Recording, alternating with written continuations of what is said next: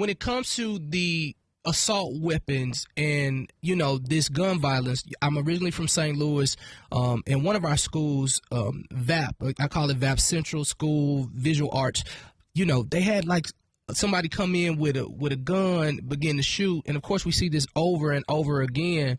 What can we do to make sure that there's some different type of gun laws to make sure that these automatic weapons aren't going into the wrong hands? But I just want to know, what can we do? Is there a vote that we can do? Is there something that we can push to make sure that this gun violence is taken care of? Yes, we introduced and we lost by a couple votes. We lost the effort to ban assault weapons. Assault weapons travel at 5 times the speed of any bullet coming out of any other weapon, number one. Number two, they're smaller. They can penetrate everything, including Kevlar vests. They are devastating. They are devastating. They can be easily moved into from semi-automatic to automatic. Think of this. Think of the number of cases, and I've been almost to every one of these schools and shooting areas. Here's the deal. You had up to 200 rounds. We should limit the number of rounds you could have in a magazine of a gun. So, at a maximum 10. It should be. I think it should be less. But the idea you could have a weapon, you could hook up to the weapon 200 rounds. You don't have to reload for 200 rounds, 200 shots. Mm-hmm. It's outrageous. Here's the thing: vote, because our democracy is at risk. But here's the thing: as we wrap up, because I know that your time is precious. I often look at people in strong positions like yourself, and I often think to myself, wow, this has to be a tiresome job, but definitely worth it. November the 20th, you actually turned 80 years old. What would 80-year-old Joe tell 50-year-old Joe in this moment?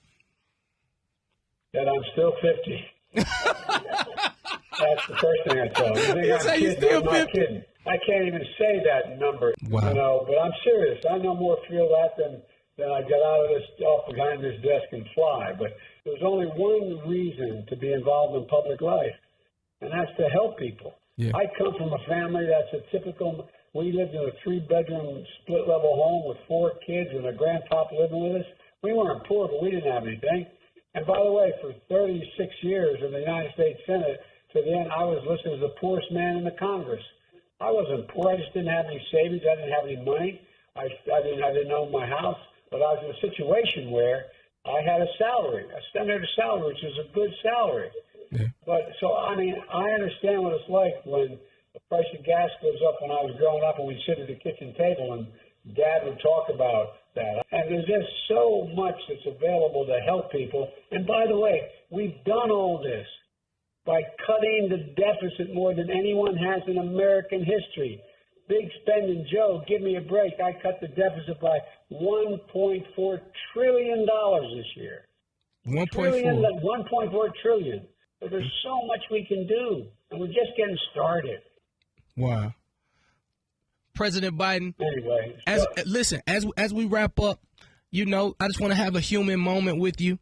Being a man of faith in 2015, when you had to endure the untimely death of your son, I seen a man button up his boots, strapped them up, and still got back in the race. In this moment, with so much going on in this world, what do you believe my nation of people that I get an opportunity to talk to about faith, what area could we pray for you for during this time? Look, pray for our democracy. Pray for our children. Pray for our adopted children who are so often left behind. Pray for our American troops. I really mean it. Look, I just came from Mass. Happen to be a practicing Catholic. And I believe in prayer. I carry with me a rosary my son had in his hand when he died. After he got home, he won the Bronze Star, the Conspicuous Service Medal. He was a major in the U.S.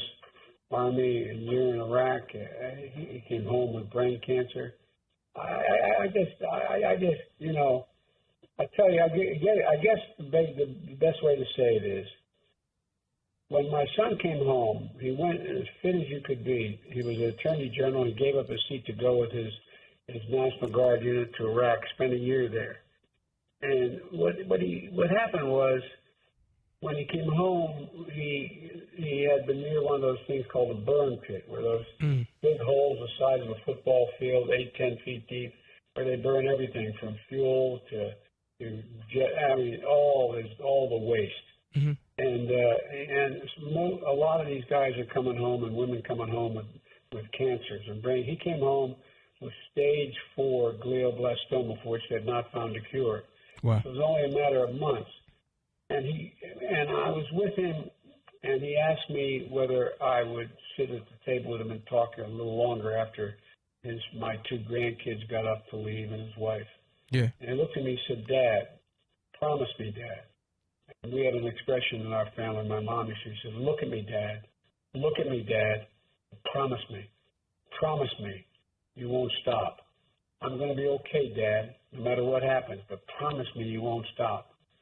He wanted to make sure that I stayed engaged, and I didn't want to stay engaged, but I kept the promise I made to him. Wow. And the promise is to be involved. We can change things. We can change things. It's not always easy, but we can do it. And I'm more optimistic about the chances for America than I've ever been because of folks like you, because of people who are out there who are just breaking their neck and trying to change. This younger generation is the most qualified, talented, least prejudiced generation in America. There's so much we can do. Yeah. I really believe it.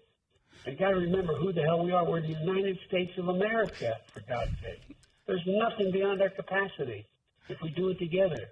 We just have to have a little soul. I got in trouble when I announced for the presidency. I said I would run for 3 reasons.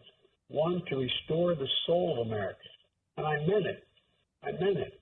Decency, honor, commitment, treating people with dignity, and to rebuild the middle class and the working class by working from the bottom up, not the top down. Yeah. And unite the country. The hardest part is uniting it now. But we can do this. We can do this. I promise you. I promise you. Indeed. The one and only Joe Biden, ladies and gentlemen, y'all make some noise for him. Indeed. President Biden, I'm actually sitting in a room with my family. I sit next to my 99-year-old auntie, Azita Hill, the wife of the late, great Jesse Hill.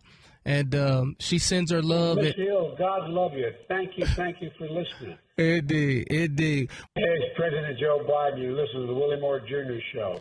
Thank you. He's worth it. Indeed. Thank you. I appreciate See you. me in the White House. Man, you know what? I just told Erica that I'm coming, and I would love to come hang out with you for a while, man. Definitely praying for you.